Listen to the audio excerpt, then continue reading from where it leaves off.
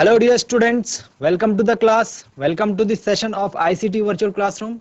Dear students, मेरा नाम है Rajesh Chamola, teacher science ICT virtual classroom Dehradun से। और इस सेशन में हम लोग डिस्कशन करने वाले हैं कक्षा 10 विज्ञान के चैप्टर नंबर 3 के ऊपर, यानी क्लास 10 साइंस के chapter number 3 metals and non metals को हम लोग पिछली कुछ क्लासेस से डिस्कस करना स्टार्ट कर रहे हैं। और इसमें हम लोग समझ चुके हैं धातुओं एवं अधातुओं के भौतिक गुणधर्म, यानी कि physical properties of metals and non metals को हम अच्छी तरीके से समझ चुके हैं। इसमें जो एक्सेप्शनल केस थे, जो हमने अपवाद पढ़े थे, उनको भी हमने नोट डाउन अपनी पिछली क्लास में किया था। आई होप बच्चों आपको सारी बातें याद होंगी, आप सबके सब फिट फाइन और हेल्दी होंगे और बिल्कुल रेडी होंगे क्लास के लिए। आपने अपनी पोजीशंस ले ली होंगी और आपके हाथ में कॉपी और एक पेन जरूर होगा, जो भी चीज़ यहाँ पर बताई जाती है उसको नोट डाउन करने के लिए। आज की क्लास में हम लोग क्या नई बात करने वाले हैं? आज का जो टॉपिक है वो है धातुओं के रासायनिक गुणधर्म, यानी कि केमिकल प्रॉपर्टीज ऑफ मेटल्स। हम लोग धातुओं के ऊपर ही बात क्यों कर रहे हैं, अधातुओं के रासायनिक गुणधर्मों का डिस्कशन क्यों नहीं कर रहे हैं? क्योंकि इसके पीछे कुछ कारण हैं। मैंने आपको ये भी बताया था कि अधातुओं की संख्या जो है धातुओं की संख्या से काफी कम है, यानी कि पीरियोडिक टेबल आवर्त सारणी में अधिकतर जो है धातुएं हैं। तो हम लोग धातुओं के गुणधर्म के रासायनिक गुणधर्म के बारे में देखेंगे और साथ ही साथ बीच बीच में हम लोग अधातुओं की बातें भी करेंगे, ठीक है। बट मेजरली हमारा जो फोकस रहेगा वो धातुओं के बारे में रहेगा। इसके अलावा जब धातुओं के रासायनिक गुणधर्म हम कंप्लीट कर चुके होंगे, तो जैसा कि मैंने आपको डे 1 ऑफ दिस चैप्टर बताया था कि हम लोग सक्रियता श्रेणी के बारे में पढ़ेंगे, यानी रिएक्टिविटी सीरीज के बारे में पढ़ेंगे। तो अब आज से और कुछ अगली क्लास तक, कुछ एक दो अगली क्लास तक हमारा जो मोटिव रहेगा सक्रियता श्रेणी को बनाना। तो सक्रियता श्रेणी को बनाने के लिए हमें रासायनिक अभिक्रियाओं को समझना जरूरी है। तो डियर स्टूडेंट्स, आज से हम रासायनिक गुणधर्म समझना स्टार्ट करते हैं धातुओं के। तो हेडिंग डाल दीजिए, धातुओं के रासायनिक गुणधर्म, यानी कि केमिकल प्रॉपर्टीज ऑफ मेटल्स। आप अपना ध्यान रखिए स्क्रीन पर, हम चलते हैं स्मार्ट बोर्ड की स्क्रीन पर। तो डियर बच्चों, हमने अपनी पिछली क्लासेस में क्या क्या बातें कर ली हैं, क्या आपको सभी याद हैं? क्या आपने अपनी बुक कॉपीज में नोट डाउन किया है और घर से उनको रिवाइज किया है? अगर हाँ किया है तो आपके लिए मैं पहले कुछ क्वेश्चंस लेके आया हूँ, उसके बाद हम लोग जो है इसको सॉल्व आउट करने जा रहे हैं आगे की बातों को, ठीक है। तो जल्दी से आप पहले हेडिंग पुट कर दीजिए आज की, जो हमको आज पढ़ना है।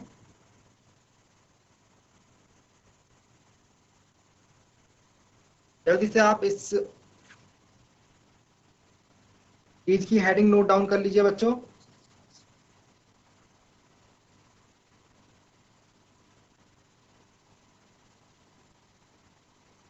ओके, चलिए। तो ये है आपके लिए कुछ क्वेश्चंस आज के, जो कि आपकी बुक से ही मैं लेके आ रखा हूँ, आपकी बुक के ही कुछ क्वेश्चंस हैं, ठीक है। आई होप कि ये सारे क्वेश्चन से आप अवगत होंगे, क्योंकि पिछली क्लास में हमने इनके ऊपर बातें की थी। चलिए वन बाय वन सारे क्वेश्चंस को देखते हैं। नंबर 1 क्वेश्चन है, आई होप आपको दिख रहा हो, ये दिख रहा होगा।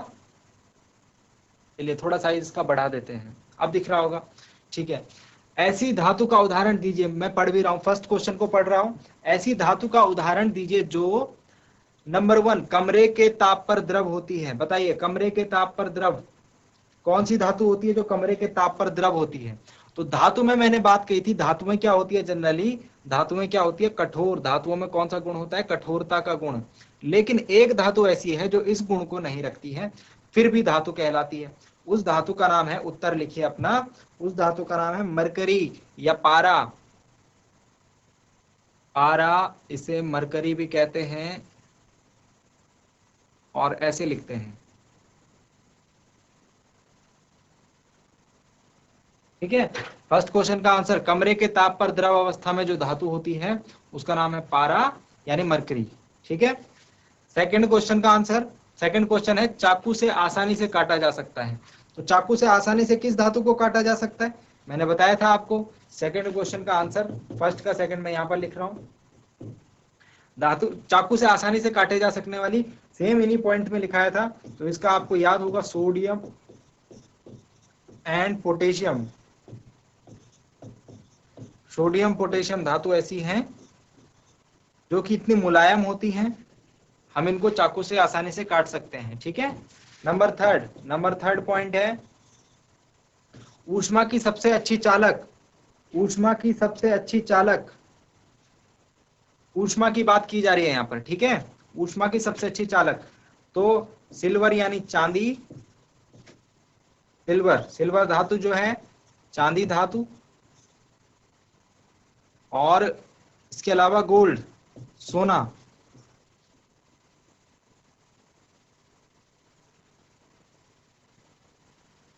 ठीक है। नंबर फोर्थ, फोर्थ पार्ट जो है, लास्ट पार्ट इस क्वेश्चन का, ऊष्मा की कुचालक होती हैं, यानी कि पुअर कंडक्टर ऑफ हीट। तो जो धातुएं हमने देखा है जनरली ये सभी गुण उसमें होते हैं, लेकिन ये अपोजिट पूछ रहा है हमसे, ठीक है, जो कि ऊष्मा की कुचालक होती है। धातुएं क्या होती है? ऊष्मा की सुचालक होती है जनरली। तो जो कुचालक धातुएं हैं उसमें आ जाएगा हमारा पारा यानी मरकरी, पारा यानी मरकरी, और लेड।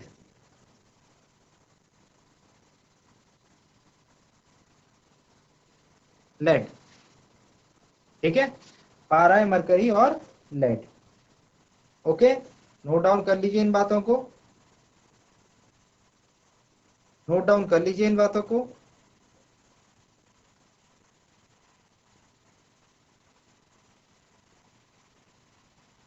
तो सबसे पहला क्वेश्चन का आंसर हो गया मरकरी, दूसरे का हो गया lithium sodium potassium, silver copper, और लास्ट का हो गया लेड और मरकरी। ओके, चलिए सेकंड क्वेश्चन इसका जो है उसमें पूछ रहे हैं हमसे आघात वर्ध्य तथा तन्य का अर्थ बताइए। आघात वर्ध्य तथा तन्य का अर्थ बताइए। तो आघात वर्ध्य का अर्थ हमें पता है कि जब हम धातु की सतह को धातु की सतह को पीट पीट कर पतली चादरों के रूप में बना सकते हैं, उसको हम क्या कहते हैं? आघात वर्ध्यता का गुण। और तन्यता का गुण किसे कहते हैं? पीट पीट कर पतली तार के रूप में। इसमें मैंने आपको एक बात बताई थी कि 1 ग्राम सोना अगर लो, उसको पीट पीट करके आप अराउंड 2 किलोमीटर लंबी तार बना सकते हो। तो ये आपने आप में एक प्रॉपर्टी शो करता है कि कितनी तन्यता धातुओं में हमको देखने को मिल सकती है। आई होप आपको ये बातें समझ में आई होंगी। आई थिंक कि आपको ये बातें समझ में आई होंगी। चलिए आज के अपने टॉपिक के ऊपर फोकस करते हैं। सबसे पहले हेडिंग डालते हैं, आज के अपने टॉपिक की सबसे पहले हेडिंग डालते हैं हम। चलिए मेरे साथ साथ हेडिंग पुट अप कीजिए, धातुओं के रासायनिक गुणधर्म।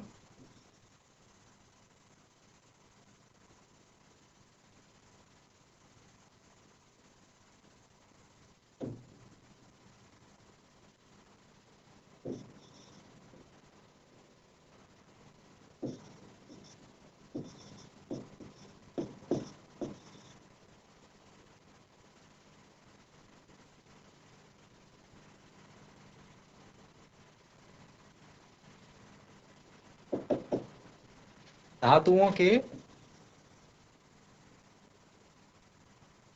रासायनिक गुणधर्म।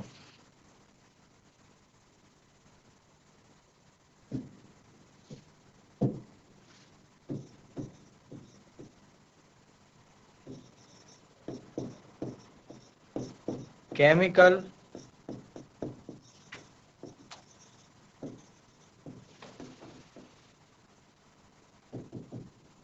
Properties of metals. धातुओं के रासायनिक गुणधर्म, केमिकल प्रॉपर्टीज ऑफ मेटल्स। चलिए हेडिंग हमने पुट अप कर ली है। अब इसमें पॉइंट वाइज हम लिखते हैं। धातुओं के रासायनिक गुणधर्म जो है, हम निम्न आधार पर धातुओं की अभिक्रिया जो है उनसे करके देख सकते हैं। ठीक है, हमको धातुओं की अभिक्रिया पढ़नी है इसमें। तो हमको कौन कौन सी अभिक्रिया पढ़नी है? सबसे पहले पॉइंट पुट अप करेंगे। नंबर 1, धातुओं का वायु में दहन की अभिक्रिया पढ़नी है।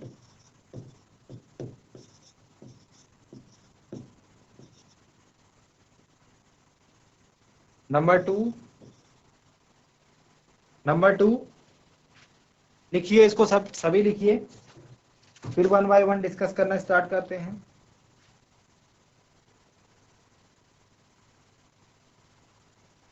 जल के साथ अभिक्रिया, किसकी बात कर रहे हैं? धातुओं की कर रहे हैं, ठीक है, धातुओं की जल के साथ अभिक्रिया।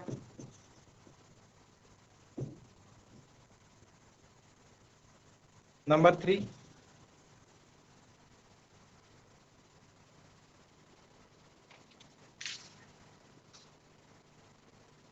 अम्लों के साथ अभिक्रिया।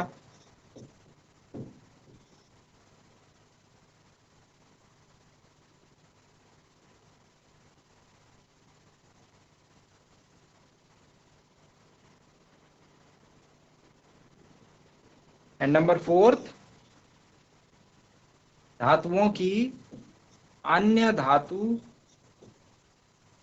लवण विलयनों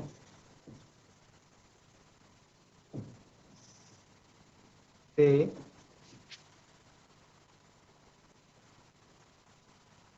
अभिक्रिया। वायु में दहन का मतलब क्या होगा बच्चों? वायु में दहन तो हम बोल रहे हैं, इसका मतलब आप लेकर के चलना ऑक्सीजन के साथ अभिक्रिया।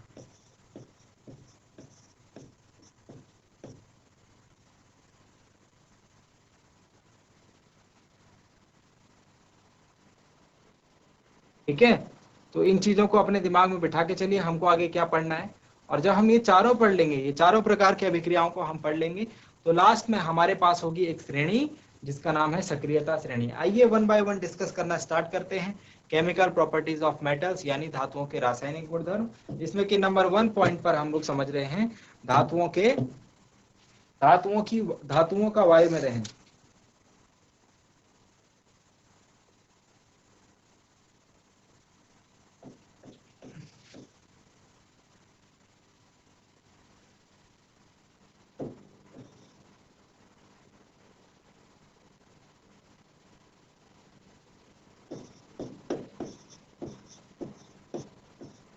धातुओं का वायु में दहन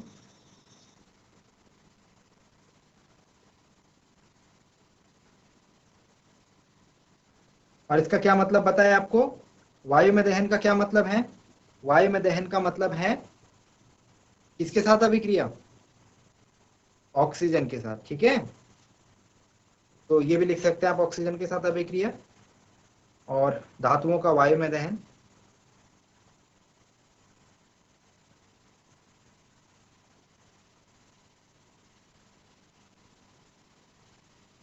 burning of metals in air. Okay, heading हमारी पुटअप हो चुकी है, हेडिंग हमारी पुटअप हो चुकी है। अब धीरे धीरे मेरी बात को सुनते रहेंगे और समझते भी रहेंगे और नोट डाउन भी करते रहेंगे। जो बातें मैं यहाँ पर कर रहा हूँ, आप इनको अपने दिमाग में बिठाकर चलिए, तो आपको कोई दिक्कत नहीं होने वाली। धातुओं का वायु में दहन का सीधा सीधा अर्थ है धातुओं की वायु के साथ अभिक्रिया। और वायु में जिस कारक की उपस्थिति में धातुओं का दहन होता है बच्चों, उसका नाम है ऑक्सीजन। यानी कि अगर ऑक्सीजन नहीं होगी तो हम वायु में दहन नहीं कर पाएंगे। सिंपली आप सोचिए, आप कोई वस्तु जलाते हैं तो जलाने के लिए हमेशा ऑक्सीजन की उपस्थिति अनिवार्य होती है। अगर ऑक्सीजन उपस्थित नहीं होगी तो हम जलाने की प्रक्रिया या दहन की प्रक्रिया नहीं कर पाएंगे। तो सीधी सीधी बात है, धातुओं का वायु में दहन अर्थात धातुओं की ऑक्सीजन के साथ अभिक्रिया। तो धातु की ऑक्सीजन के साथ अभिक्रिया। अब मैं इसको समीकरण रूप में कैसे लिखूंगा? देखो, अभी मैंने क्या बोला? वायु में दहन मतलब धातु की ऑक्सीजन के साथ अभिक्रिया। तो धातु की जब ऑक्सीजन के साथ अभिक्रिया होती है बच्चों, धातु की जब ऑक्सीजन के साथ अभिक्रिया होती है तो जो पदार्थ हमें मिलता है उस पदार्थ का नाम है धातु ऑक्साइड।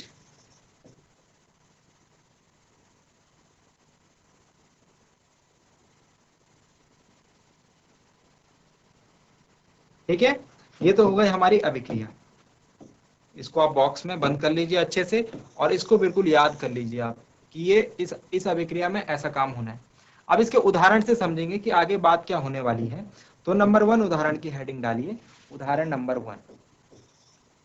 सपोज मैं धातु की जगह लेता हूं एक धातु, 3-4 धातुओं का हम यहाँ पे प्रयोग करते हैं बच्चों। सबसे पहले मैं एक धातु ले रहा हूं जिसका नाम है कॉपर प्लस ऑक्सीजन। तो क्या बनेगा बच्चों? धातु प्लस ऑक्सीजन, धातु का ऑक्साइड। यहां पर धातु की जगह कौन है? कॉपर। तो कॉपर का ऑक्साइड बनेगा, यानी कि कॉपर ऑक्साइड।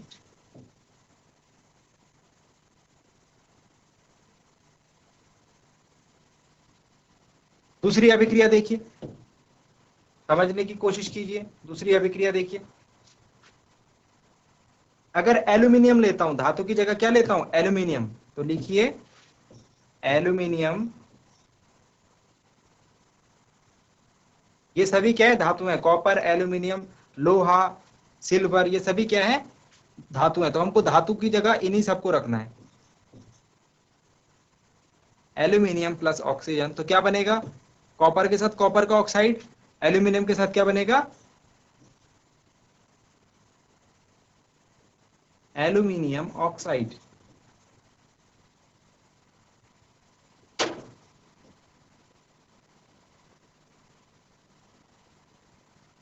ठीक है, एल्यूमिनियम ऑक्साइड। एक और अभिक्रिया देख लीजिए, अभी आप खुद से बताइए इसमें क्या होगा। नंबर 3 मैं एक और धातु ले रहा हूं, सोडियम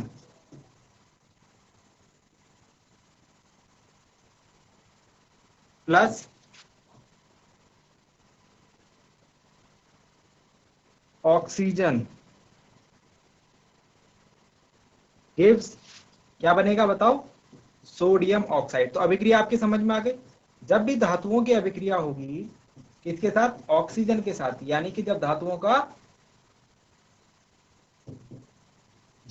का दहन किया जाएगा, किसकी उपस्थिति में, वायु की उपस्थिति में। और वायु में कौन सी गैस होती है जो कि दहन को सपोर्ट करती है, उसका नाम है ऑक्सीजन। ठीक है, तो हमेशा ऑक्साइड बनेगा, धातु का ऑक्साइड बनेगा। आई होप आपको ये बातें समझ में आई होंगी। अब हम लोग जो है अभिक्रिया को कैसे लिखते हैं, प्रतीकों के रूप में लिखते हैं। तो इनको प्रतीकों के रूप में लिखिए। कॉपर को हम क्या लिखते हैं, Cu, ऑक्सीजन को क्या लिखते हैं, O2। तो जो कॉपर ऑक्साइड का सूत्र होता है बच्चों, वो होता है CuO। समीकरण को संतुलित भी करना है। बताइए इसमें समीकरण संतुलित है या नहीं है, नहीं, क्योंकि ऑक्सीजन इधर की तरफ अभिकारक में 2 है और उत्पाद में 1 है। तो इसको ऐसे कर देंगे, इसको ऐसे कर देंगे। अब ये समीकरण संतुलित हो चुकी है। चलिए नेक्स्ट समीकरण पर आइए। नेक्स्ट समीकरण, एल्यूमिनियम को कैसे लिखते हैं, ऐसे लिखते हैं। ऑक्सीजन को कैसे लिखते हैं, ऐसे लिखते हैं, O2। ठीक है, एल्यूमिनियम ऑक्साइड बन गया। मतलब कि एल्यूमिनियम का जो ऑक्साइड होता है उसका सूत्र याद रखिए बच्चियों, Al2O3 होता है। क्या होता है, Al2O3। क्या ये संतुलित है समीकरण, नहीं। ऑक्सीजन इधर 2 है, इधर 3 है, क्या कर देंगे, इधर 2 से गुणा कर देंगे, इधर हम 2 से गुणा कर देंगे तो 3 दूनी 6 हो जाएगा, इधर 3 से गुणा कर देंगे तो 3 दूनी 6 हो जाएगा। लेकिन एल्यूमिनियम 4 हो जाएगा तो इधर 4 से गुणा कर देंगे। समीकरण संतुलित करना पहले चैप्टर में सिखाया है, इसीलिए प्रैक्टिस खूब करें। सोडियम कैसे लिखेंगे, Na प्लस ऑक्सीजन कैसे लिखेंगे, O2 gives sodium oxide Na2O। Sodium oxide का सूत्र याद रखेंगे, Na2O। ठीक है, और इसको संतुलित करेंगे। बताओ क्या असंतुलित है, दोनों ही असंतुलित हैं। 2 कर देंगे, ऑक्सीजन 2 हो गया, और 2 दूनी 4 कर देंगे तो Na सोडियम 4 हो गया। तो इस प्रकार से आपको जो है धातुओं का वायु में दहन देखना है, यानी धातुओं की वायु के साथ अभिक्रिया इस प्रकार से होती है। आई होप आपको ये बात समझ में आई होगी, समझ में आ गया। ठीक है, ये तो हो गई धातुओं की ऑक्सीजन में दहन के बाद। अब इसमें हमको कुछ एक्स्ट्रा पॉइंट पढ़ने हैं। अब इसको आप नोट करके लिख लीजिए, इसको आप नोट करके लिख लीजिए। नोट करके हम जो सबसे फर्स्ट पॉइंट पढ़ रहे हैं बच्चों, हम जो सबसे फर्स्ट पॉइंट पढ़ रहे हैं उसको देखिए, उसको समझने की कोशिश कीजिए। देखो, हमने पिछली क्लास में क्या अभिक्रिया पढ़ी थी, पिछली क्लासेस में, कि अम्ल और क्षारक परस्पर अभिक्रिया करके जो उत्पाद बनाते हैं वो होते हैं लवण एवं जल। लवण एवं जल यानी acid and base react together to form salt and water, to form salt and water. अब जरा ध्यान दीजिए, जिस अभिक्रिया में उत्पाद लवण तथा जल बनेगा, जल अम्ल और क्षारक की अभिक्रिया के फलस्वरूप, उस अभिक्रिया को हम नाम देते थे उदासीनीकरण अभिक्रिया। ये बात भी आपको याद होगी, है ना। इस प्रकार की जो अभिक्रिया है इसको हम उदासीनीकरण अभिक्रिया कहते हैं। तो डियर बच्चों, जब भी आपको इस प्रकार का कुछ अभिक्रिया होती हुई दिखे तो आप उसको क्या नाम दे देंगे, आप उसको नाम दे देंगे उदासीनीकरण अभिक्रिया। ओके, अब जरा ध्यान दीजिए, यहाँ पर जो हमारे पास ऑक्साइड बना ना, यहाँ पर जो हमारे पास ऑक्साइड बना, ठीक है, ये देखो हमारे पास धातु का जो ऑक्साइड बना, मैं कोई एक ऑक्साइड ले रहा हूँ, मैं ये वाला ऑक्साइड ले रहा हूँ, ठीक है, एल्यूमिनियम का ऑक्साइड ले रहा हूँ, ठीक है, Al2O3। अब जरा ध्यान देना आप, Al2O3 में ले रहा हूँ, Al2O3, Al2O3, Al2O3 की अभिक्रिया एक बार हमने अम्ल के साथ करवाई, एक बार हमने अम्ल के साथ करवाई, ठीक है। इसको मैं पहले शब्दों में लिखता हूं। Al2O3 की अभिक्रिया हमने एक बार अम्ल के साथ करवाई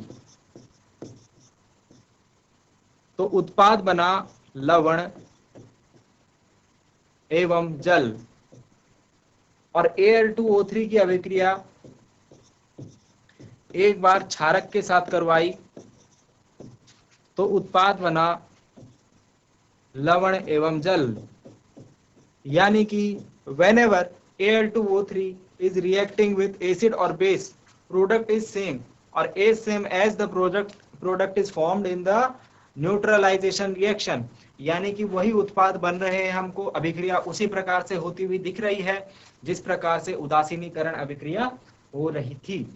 इसका क्या मतलब है? इसका मतलब ये है कि एक जगह जहां पर अम्ल है जिस अभिक्रिया में, उसमें Al2O3 क्षारक बन जा रहा है और जहां पर क्षारक है वहां पर अम्ल बन जा रहा है। मतलब जहां पर अम्ल या क्षारक में से कोई भी चीज अनुपस्थित है वहां पर वो उसकी जगह ले रहे हैं। कहने का मतलब है कि यहाँ पर Al2O3 क्षारक की तरह काम कर रहा है, इसीलिए तो क्षारक और अम्ल मिलकर लवण और जल बने। और यहाँ पर ये अम्ल की तरह काम कर रहा है, तो अम्ल प्लस क्षारक गिव्स लवण और जल, ठीक है। तो कहने का मतलब यह है कि Al2O3 यानी जो एल्यूमिनियम का ऑक्साइड है, ये एक जगह अम्ल और एक जगह क्षारक की तरह काम कर रहा है। जब कोई पदार्थ इस तरह का बिहेवियर करता है, जब कोई पदार्थ किसी अभिक्रिया में अम्ल और क्षारक दोनों से अभिक्रिया करके लवण एवं जल उत्पाद के रूप में देते हैं, तो ऐसे पदार्थों को, ऐसे ऑक्साइडों को, ऐसे धातु ऑक्साइडों को हम नाम देते हैं उभयधर्मी ऑक्साइड।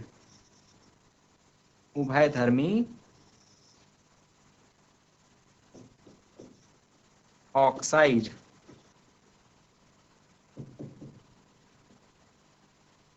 ठीक है। उभयधर्मी ऑक्साइड को हम लोग इंग्लिश में बोलते हैं एम्फोटेरिक ऑक्साइड्स।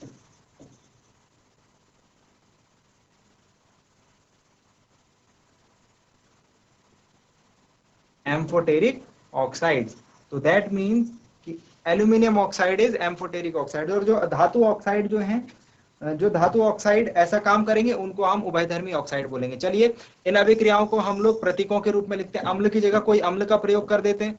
अम्ल की जगह जैसे HCl अम्ल है, हाइड्रोक्लोरिक अम्ल। तो जो लवण और जल बनते हैं उत्पाद में, जो जल का तो आपको सूत्र पता है H2O, ठीक है। तो जो यहाँ पर लवण बनता है उसका नाम है AlCl3। देखो बच्चों, अभिक्रिया का जो बेसिक रूप है वो अलग आपको याद रखना है, ठीक है। और जो उत्पाद बन रहे हैं वो आपको याद जरूर रखने हैं। और जो यहाँ पर उत्पाद बनता है, अगर हम यहाँ पर NaOH ले रहे हैं, यानी क्षारक की जगह हम सोडियम हाइड्रोक्साइड ले रहे हैं, तो जो उत्पाद बनता है सोडियम एल्यूमिनेट बनता है, सोडियम एल्यूमिनेट। और इसका सूत्र होता है NaAlO2, याद रखेंगे इसको भी, ठीक है। और जल का सूत्र तो आपको पता ही है। चलिए, समीकरण संतुलित नहीं है, समीकरणों को संतुलित भी किया जाए साथ साथ में। तो यहाँ पर मैं देख रहा हूँ अगर 6 में लगा दूं तो इधर ये समीकरण संतुलित हो जाएगी, ठीक है। 3H2O, और इसके साथ साथ मुझे यहाँ पर 2 भी लिखना पड़ेगा, ठीक है। तो समीकरण पहली वाली संतुलित हो चुकी है। दूसरी समीकरण को संतुलित करने के लिए हमको बस यहाँ पर और यहाँ पर 2 लगाना है, तो समीकरण संतुलित हो जाएगी। चलिए इन उत्पादों के नाम लिखिए जल्दी से, इन उत्पादों के नाम लिखिए जल्दी से। इसका नाम क्या है? इसका नाम है एल्यूमिनियम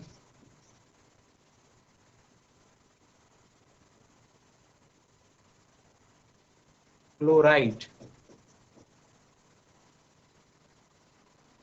और इस उत्पाद का नाम क्या है? सोडियम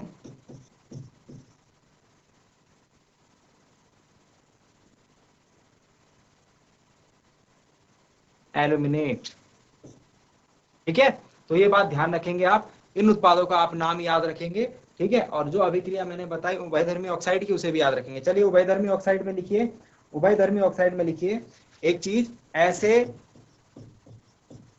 कौन से पदार्थ हैं? ऐसे धातु ऑक्साइड। अरे भाई, एल्यूमिनियम ऑक्साइड हमने कहां से लिया उदाहरण? धातु ऑक्साइड बना था ना पीछे, वहीं से तो लिया। तो ऐसे धातु ऑक्साइड जो अम्ल तथा जो अम्ल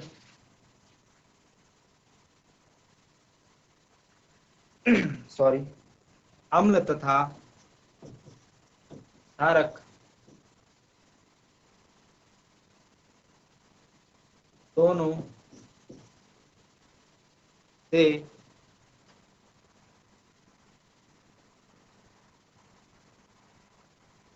अभिक्रिया करके लवण तथा जल प्रदान करते हैं।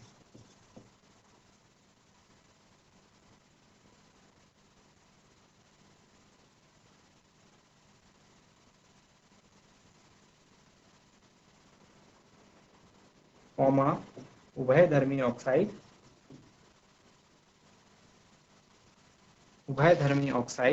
कहलाते हैं।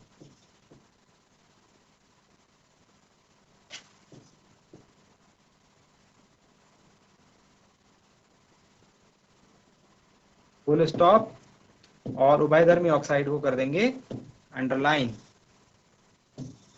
ठीक है, चलिए। तो डियर स्टूडेंट्स, ये था टॉपिक आपका आज का। ठीक है, अभी ये कंप्लीट नहीं हुआ, इसमें आपको एक बात और ध्यान देनी है कि धातु ऑक्साइडों को जब जल में घोला जाता है तो क्या होता है। ठीक है, इस पॉइंट को हम लोग कल की क्लास में देखेंगे। और इसके अलावा ये भी देखेंगे, हमको प्रत्येक प्रकार की अभिक्रिया में ये देखना है कि धातुओं की जो अभिक्रिया है, अभिक्रियाशीलता का क्या क्रम है। यानी कि इसमें हमने विभिन्न धातुओं की अभिक्रिया करके देखी, ऑक्सीजन के साथ कॉपर की, एल्यूमिनियम की, सोडियम की। अगर हम और धातुओं की अभिक्रिया करके देखेंगे, और धातुएं कौन कौन सी, और सपोज हम सोडियम की अभिक्रिया करके देखते हैं, आयरन की, लेड की, सिल्वर की, गोल्ड की, ये सभी धातुएं, इन सभी धातुओं की हमको अभिक्रिया करके चेक करनी है कि क्या इनकी अभिक्रियाशीलता का क्रम है। अभिक्रियाशीलता का क्रम मतलब कौन सी धातु ज्यादा तेजी से अभिक्रिया कर रही है, कौन सी धातु स्लोली अभिक्रिया कर रही है। तो इन सब से अभिक्रिया करके हम देखेंगे कि क्या अभिक्रियाशीलता का क्रम है धातुओं का ऑक्सीजन के साथ अभिक्रिया करने पर। और फिर हम पता लगाएंगे कि कौन सी धातु ज्यादा अभिक्रियाशील है और कौन सी धातु कम अभिक्रियाशील है। लेकिन इसे हम देखेंगे अपनी नेक्स्ट क्लास में। So dear students, I hope कि आपको आज की क्लास पढ़ के कुछ अच्छा लगा होगा, कुछ इंटरेस्टिंग लगा होगा और आपने नया जरूर सीखा होगा। और ये भी उम्मीद करता हूँ घर जाकर आप इसे एक बार रिवाइज जरूर करेंगे। मिलते हैं अगली क्लास में एक नए और इंटरेस्टिंग टॉपिक के साथ। क्लास से जुड़ने के लिए आप सभी का बहुत बहुत धन्यवाद। Thank you very much and have a nice day.